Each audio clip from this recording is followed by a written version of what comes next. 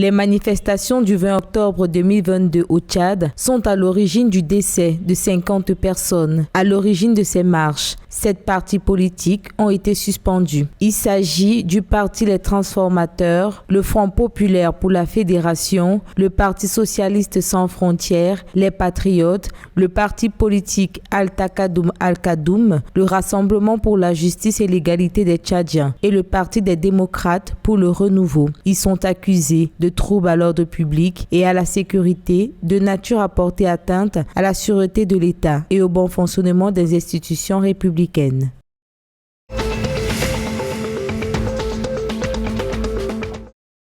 En République démocratique du Congo, le gouvernement a mobilisé 20 600 000 $ pour le projet de réhabilitation et de modernisation de la route Zolana dans la commune de Galiema. Le réaménagement de cet axe routier vise à désenclaver le quartier, accroître les échanges avec les zones voisines, rentabiliser les productions locales.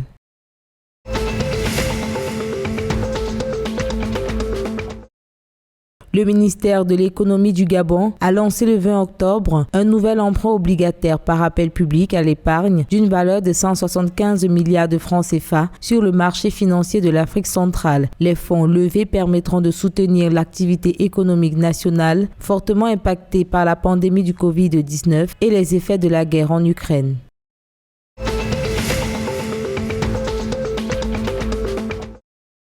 Pour l'année 2025, le port autonome de Douala au Cameroun vise un chiffre d'affaires de 100 milliards de francs CFA. Pour atteindre ses objectifs en 2025, la direction du port de Douala indique qu'elle a engagé des manœuvres sur l'assainissement de ses comptes, l'apurement des dettes fournisseurs, l'autonomisation de l'activité de dragage. Par le passé, indique l'autorité portuaire, cette action a déjà permis de booster le chiffre d'affaires de 40 milliards de francs CFA en 2017 à 70 milliards en 2021.